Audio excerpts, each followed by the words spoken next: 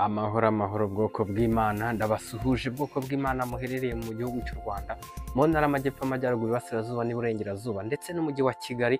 Bwoko bw'Imana bagenzi bacu muri Afurika yose, ubwoko bw'Imana muboneka ku mugabane wa Amerika, Aziya, Europe, Australia, impande n'impande hirya no hino muri mu bikorwa bigiye bitandukanye. Ndabasuhuje cyane, amahoro y'Imana nagumye abane namwe, n'ubundi muri kumwe na Sibomana Anastase, mugenzi wanyu ubwoko bw'Imana, muri uyu mwanya w'amateka cyangwa w'ikiganiro tumenye amateka mwiyoboka mana. N'ubundi tutarinjiramo ngo twumve incamake y'aya mateka yaranze iyi tariki y'uyu munsi, nagira ngo mukumbuze ngo fata ikaramu n'ubundi twandike mu gihe turimo kunguka byinshi cyane kuri iyi channel ya Irera TV1 mu biganiro binyuraho. Fata ikaramu yawe twandike, cyangwa ufate machine yaba ari desktop cyangwa laptop cyangwa bakoresha telefone, n'ubundi hahandi ubika inyandiko z'ingenzi kandi uteganya yuko zitasibama cyangwa ube wazibura, hahandi hihariye uzandika. Waba ukoresha application ya Notepad muri telefone cyangwa ushyira muri message ukayibikamo muri draft, cyangwa ukaba wayiyoherereza kuri nimero yawe yindi kugira ngo utayibura, nk'ibintu by'agaciro birumvikana, cyangwa nimba wayoherereza umuntu mugenzi wawe mwabyumvikanyeho, yego, kugira ngo hatabaho gutakaza ubwo butumwa bwiza wanditse cyangwa ibyo by'ingenzi wanditse. Niyo mpamvu nyirizina ibi bikenerwa kubw'impamvu zigiye zitandukanye ku ruhande rwawe cyangwa na bagenzi bawe, ariko ubifite nk'inyandiko kugira ngo utabitakaza, yego, kubera ko n'ubundi ibyo twiga byose ari byo by'ingenzi kuri twe hamwe na bagenzi bacu ndetse n'abazadukomokaho. Kwandika ni ngombwa kubera ko nawe ugomba kuba ubifite byose kugira ngo nawe bikorohere kubisobanukirwa vuba mu gihe gitoya, kandi dusobanukirwe byinshi, ndetse harimo no kubyigisha n'abandi, kuko kubyigisha abandi bisaba kubereka n'ubundi aho bigiye byanditse inyandiko, yego, kugira ngo bikorohere. Hari icyo rero Bibiliya ibivugaho mu rwandiko Pawulo yandikiye Abakorino, ibice 5 umurongo wa 18 kugera ku 21, arababwira ati, ariko ibyo byose bituruka ku Mana yiyunze natwe ku bwa Kristo, ikaduha umurimo wo kuyunga n'abandi, kuko muri Kristo arimo Imana yiyungiye n'abari mu isi ntiyabikibabaraho ibicumuro byabo, kandi noneho yatubikije ijambo ry'umwuzuro. Nicyo gituma tuba intumwa mu cyimbo cya Kristo, ndetse bisa naho Imana ibingingira muri twe. Nuko rero turabahendahenda mu cyimbo cya Kristo kugira ngo mwiyunge n'Imana, kuko utigeze kumenya icyaha Imana yamuhinduye kuba icyaha ku bwacu, kugira ngo muri we duhinduke gukiranuka kw'Imana. Tugiye kurebera hamwe incamake y'amateka yaranze iyi tariki ya 6 z'ukwezi kwa 12 ku isi yose. Tugiye kureba amwe mu mateka yabayeho. Turarebera hamwe amwe mu mateka yaranze Mutagatifu Nicolas, kandi turanareba iminsi dukwiriye kwizihiza nk'ubwoko bw'Imana. Yego, n'ubundi twibukiranye nk'ubwoko bw'Imana tuboneka hirya no hino ku isi kubw'ubuntu bw'Imana muri Kristo Yesu, kuko Yesu Kristo ataraza mu isi ubwoko bw'Imana bagenzi bacu babonekaga mu gihugu cya Isiraheli gusa. Ubwoko bw'Imana n'ubundi duterwa ishyaka no kwiga ijambo ry'Imana, ndetse no gusobanukirwa icyo Imana Data wa twese ishaka, kugira ngo dukore igikwiriye nk'abazagorerwa ingororano mu bwami bw'Imana nk'abana b'Imana. N'ubundi ubwoko bw'Imana buri gihe buri hantu tuboneka, buri gihe buri hantu kuri buri gikorwa duhuza umutima ku by'iwacu mu ijuru, yego. Ariko n'ubundi nitwirengagije yuko intego yacu no kumenyekanisha ukuri kw'ijambo ry'Imana, ndetse kumenyekanisha inzira y'ukuri ijya mu ijuru, yego. Ni ibisanzwe n'ubundi ubwoko bw'Imana aho twaba duherereye hose, icyo twaba dukora icyo ari cyo cyose, buri gihe buri hantu kuri buri gikorwa duhuza umutima ku by'iwacu mu ijuru, nk'uko Bibiliya bishimangira mu rwandiko Pawulo yandikiye Abakolosayi, ibice 3 umurongo wa 1 kugera ku wa 2, arababwira ati, nuko rero nimba mwarazuranywe na Kristo, mujye mushaka ibiri hejuru aho Kristo ari yicaye iburyo bw'Imana, mujye muhoza umutima ku biri hejuru atari ku biri mu isi. Ubutumwa ndetse bwiza uko bwanditswe na Matayo, ibice 6 umurongo wa 19 kugera ku 21, naho harabihamya hati, ntimukibikire ubutunzi mu isi aho inyenzi n'ingese ziburya kandi abajura bacukura bakabwiba, ahubwo mwibikire ubutunzi mu ijuru aho inyenzi n'ingese zitaburya n'abajura ntibacukure ngo babwibe, kuko aho ubutunzi bwawe buri ari naho umutima wawe uzaba. Ariko uraza usange n'ubundi hari abibeshya bakanatubeshya ko ari ubwoko bw'Imana, ariko bo bahoza imitima yabo harabatamaza. Urwandiko Pawulo yandikiye Tito igice cya mbere umurongo wa 16 harabishimangira havuga hati, bavuga yuko bazi Imana ariko bayihakanisha ibyo bakora. Bene abo nabo kwanga urunuka n'abatumvira Imana no ku mirimo myiza yose ntacyo bamaze. Ndetse n'ubutumwa bwiza uko bwanditswe na Matayo ibice 7 umurongo wa 16 kugera ku wa 17 harabivuga hati, muzabamenyera ku mbuto zabo.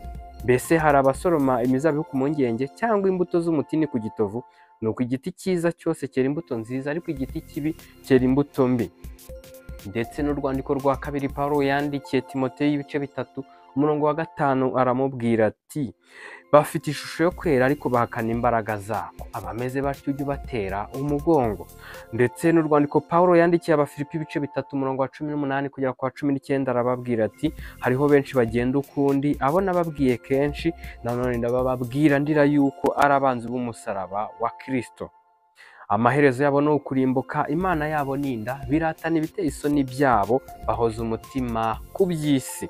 Rero turebye ku byo tuvuze haruguru, nicyo Bibiliya ibishimangiraho ibyemeza. Urasanga ikintu harira igihe kirekire mu buzima bwawe, ugatanga n'imbaraga n'ubutunzi kubw'intego y'icyo kintu. Icyo kintu niyo Mana yawe. N'ubundi nyirizina tugiye kurebera hamwe amateka yaranze iyi tariki y'uyu munsi. Turaza turebe tuti ese abantu babayeho mu gihe cy'aya mateka bakoraga iby'Imana ishaka? Rero mureke twumve aya mateka kugira ngo tuze kubigiraho cyangwa tuve mu kinyoma cyabo, dushingiye ku cyo Bibiliya ibivugaho. Yego, nk'uko n'ubundi muri iki kiganiro tumenye amateka mu iyobokamana, twifashisha igitabo cya Bibiliya kugira ngo tumenye iby'Imana ishaka. Tugiye kurebera hamwe amateka ku buryo burambuye yaranze iyi tariki ya 6 z'ukwezi kwa 12, aho turasanga kuri iyi tariki n'ubundi ya 6 z'ukwezi kwa 12 mu mwaka wa 345 ni umunsi wa Mutagatifu Nikolasi, ni wo munsi yapfiriyeho. Yarazwi cyane ku izina rya Nikolayusi mu Budage. Nubwo wari umunsi batashoboraga kwakira ibirori cyangwa kwizihiza ibirori nk'itsinda ry'abahamyaga ko bakora iby'Imana ishaka, mu Budage bw'amajyepfo no mu turere tumwe no mu tundi turere Katolike yari irimo, abana bo mu Burayi babaga bategerezanyije amatsiko uwo munsi buri mwaka. N'ubundi aya mateka twayatangarijwe n'urubuga rwitwa hamburg.com. Yego, ni rwo rubuga rwadutangarije aya mateka. Nk'uko n'ubundi twifashisha igitabo cya Bibiliya kugira ngo tumenye ukuri kw'aya mateka, nimba turi buze kwigira ku bayabayemo cyangwa turaza kuva mu kinyoma bitewe n'icyo Bibiliya bivuzeho. Tugiye kwifashisha Bibiliya turebe icyo ivuga. Tugiye kureba nyirizina, tugiye kureba icyo Bibiliya ibihamyaho. Yego, mbese ibya ubwoko bw'Imana cyangwa bizeye Yesu Kristo, icyo dukwiye kubahiriza ni iki? Ni iki dukwiye kubahiriza nk'ubwoko bw'Imana? Kuko turasanga muri aya mateka tubonye hari ibyo bizihizaga nk'iminsi runaka, nk'iminsi mikuru, ariko turareba ese twebwe ibyo dukwiye kwizihiza ni iki, ni ibihe?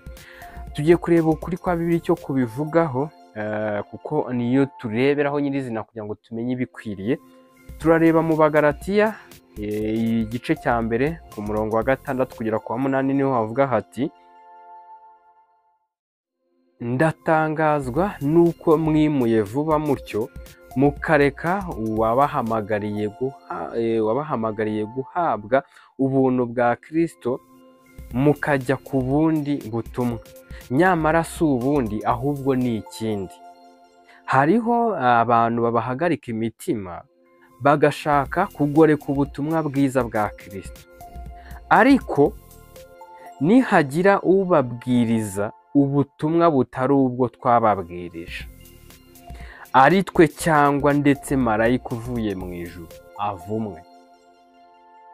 Ndabashimiye cyane. Tugiye kureba nyirizina iri jambo ry'Imana ririmo kubikomozaho. Icyo babayeho mu gihe cyari amateka tubonye, bagombaga kubahiriza icyo Bibiliya ivuga cyangwa icyo Imana ishaka cyangwa icyo Imana yabamenyesheje mu byanditswe byera biboneka mu gitabo cya Bibiliya. Natwe nk'ubwoko bw'Imana twubahiriza icyo Bibiliya itwereka tugendeye ku gihe cya Bibiliya, turi update kuri Bibiliya. Nimba mu gihe runaka Bibiliya idusaba gukora iki, nicyo tugomba gukora. Ese abo mu gihe nk'iki ngiki Bibiliya yerekana bakoraga gutya? Rero tugendeye ku cyo Bibiliya irimo kwerekana cyangwa ikivuga, tugomba kubahiriza icyo Bibiliya ivuga kuruta icyo abantu bashyizeho by'igihe kirekire. Niyo mpamvu turaza dusange icyo tutagomba gutakaza cyangwa tutagomba kuvamo ni ubutumwa bwiza bwa Kristo, tukagendera ku cyo buvuga, akaba ari cyo twubahiriza. N'aba ngaba bari bafite gushinjwa yuko bahinduye, ni uko batagenderaga mu cyo bamenyeshejwe mu byanditswe byera muri Bibiliya, nk'uko babwiwe ngo ndatangazwa n'uko mwimuye vuba mutyo, mukareka uwabahamagariye guhabwa ubuntu bwa Kristo mukajya ku bundi butumwa.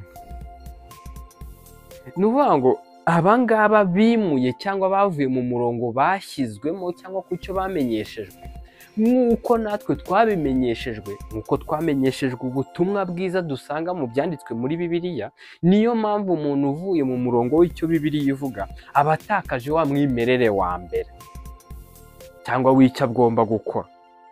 Rero kugira ngo utaza kujyaho urubanza nk'urw'aba bagiyemo, nk'uko ubutumwa bwababwiraga ngo ndatangazwa n'uko mwimuye vuba mutyo, mukareka uwabahamagariye guhabwa ubuntu bwa Kristo mukajya ku bundi butumwa.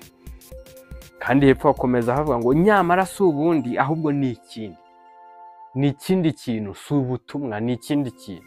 Rero bishatse kuvuga iki? Aba bimutse bakava ku butumwa bakajya ku kindi, bari bavuye mu murongo w'icyo Bibiliya ibabwira, kuko ariho turasanga imvugo y'Imana idutangariza ubutumwa, bakajya ku bindi, kubahiriza ibyo abandi bantu bashyizeho bishyashya by'ibihangano bishya, biraza kugaragara nk'ibinyoma cyangwa kugoreka ibyari byanditswe. Rero tutatinze turasanga ngo nyamara si ubundi, ahubwo ni ikindi. Hariho abantu babahagarika imitima bagashaka kugoreka ubutumwa bwiza bwa Kristo. Reba nyirizina bwoko bw'Imana aho muri hirya no hino ku isi, reba icyo Bibiliya ivuga. He kugira uguhangayika umutima, aho garika umutima ngo kurikiza ibi rigenza gutya. Reba icyo Bibiliya irimo kuvuga, reba ubutumwa bwiza bwa Kristo icyo bukubwira, aba ari cyo ukora. Wireba ku muntu runaka icyo arimo gukora cyangwa arimo kuvuga, ahubwo uvuga uti Bibiliya ibivugaho iki? Ese Imana yabivuzeho iki mu butumwa duhaye muri Bibiliya? Yes, kugira ngo hatabaho iki kintu cyo guhagarika umutima n'ibindi bitari ubutumwa bwiza bwa Kristo. Yego, akomeza avuga ngo ariko nihagira ubabwiriza ubutumwa butari ubwo twababwirije, nihagira ubabwiriza ubutumwa butari ubwo twababwirije, ari twe, yababonetse muri twe, nicyo yarashatse kuvuga, cyangwa niyo yaba yita marayika uvuye mu ijuru, uwo nguwo avumwe. Ni icyitonderwa aha hantu. Nimba hari uje kuvuguruza inyandiko cyangwa kuvuguruza icyo Bibiliya yavuze, nihagira uza kuvuguruza icyo Imana yadutangarije mu byanditswe byera muri Bibiliya, uwo nguwo avumwe. Ukuri kw'ijambo ry'Imana uko byerekana, reba icyo Bibiliya ivuga, nimba ari cyo urimo kugenderaho. Icyo ngicyo urimo kugenderaho kitari cyo Bibiliya ivuga, uwakikumenyesheje avumwe. Icyo ngicyo urimo gukora kitarimo kugendera ku cyo Bibiliya ivuga, kandi wadeviye mu buryo bugaragara, icyo gihe uragwa mu mutego wo kuvuma. Bibiliya iragaragaza yuko hano dusomye ugomba gukurikiza umwimerere w'ubutumwa Imana yatumenyesheje muri Bibiliya. Tugaruke gatoya. hari umuntu uri buze kukumenyesha cyangwa akakubwira ati umva ubuhanuzi, umva uko Imana imbwiye, ariko nyirizina ugasanga ntibirimo guhuza n'ibyanditswe muri Bibiliya, mu byanditswe byera biri muri Bibiliya. Ese turibaza tuti ubuhanuzi nibwo bugiye kugenzura Bibiliya cyangwa Bibiliya niyo iragenzura ubuhanuzi?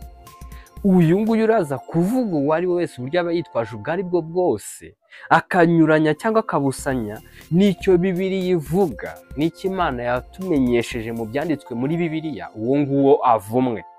Ndabashimiye cyane bwoko bw'Imana kubwo kubana nanjye muri uyu mwanya wa kino kiganiro tumenye amateka mwiyobokamana. Mwari muri kumwe na mugenzi wanyu Sibomana Anastase, ubwoko bw'Imana.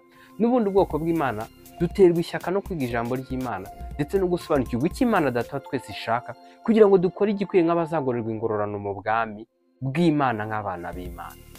Ubwoko bw'Imana, intego yacu ni ukumenyekanisha ukuri kw'ijambo ry'Imana ndetse kumenyekanisha inzira y'ukuri ijya mu bwami bw'Imana. Yego, ndabashimiye cyane. Ubuntu bw'Imana n'amahoro y'Imana bigwire muri mwe, mubiheshejwe no kumenya Imana na Yesu Kristo umucunguzi wacu. Murakoze cyane.